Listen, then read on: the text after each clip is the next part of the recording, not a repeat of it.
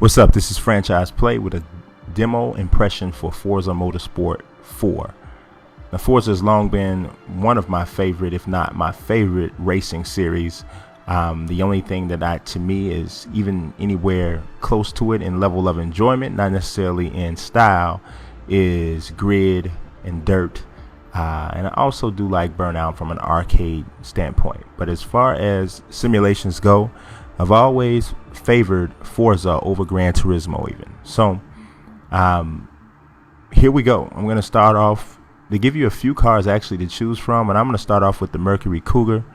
And as I was looking through the tracks I wanted to try to race in, this one seemed to have maybe the opportunity to have some of the best scenery, and that's always one of the greatest things when you're playing a racing game. Sometimes the backgrounds are pretty captivating. So this is actually my first play. Grabbed this right out as soon as the demo was completed. I said I'm going to go ahead and capture this one.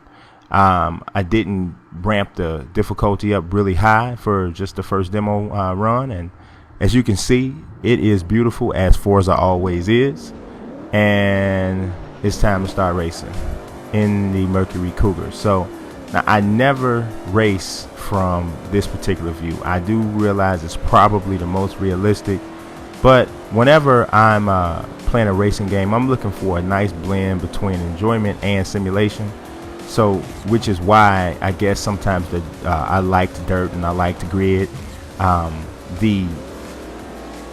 That I can tell you now that after this is only the first time I played. I did play with the other vehicles that are available.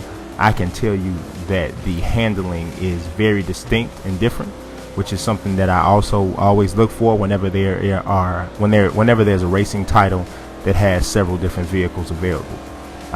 This handles extremely realistic. I can only imagine how it would be playing it with a driving wheel, which is really the ultimate way to experience a driving game. So I am pretty much cutting through these guys, and I'm realizing I probably should have cranked this difficulty level up. Maybe I underestimated myself a little bit on how well I was going to drive, because I'll be in first place in no time, I'm pretty sure.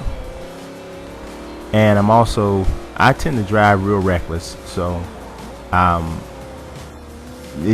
guess it's part of me looking for a little bit of the excitement with the simulation. But I can tell you that, as you can see, the backgrounds are utterly amazing, and I didn't really expect anything less, because that's ever since, I would say, Forza 3 especially, but even Forza 2, Forza has been arguably one of the best looking games. I would give Gran Turismo a slight edge in regards to graphics and visuals, but for my personal taste, Gran Turismo is slightly too technical for me, and Forza meets me right where I need to be. It gives me just enough technical jargon, technical requirements to somewhat interest me, but enough gameplay, fun, and action to keep my attention.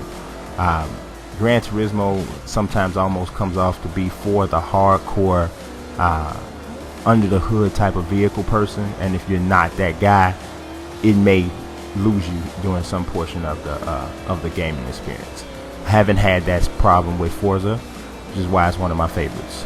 So as I expected, I am blowing through. So right about now, I am really just looking at the surroundings and kind of hitting cones a little bit. I wanted to see how much on the actual track you can interact with, and it seems to be just about everything.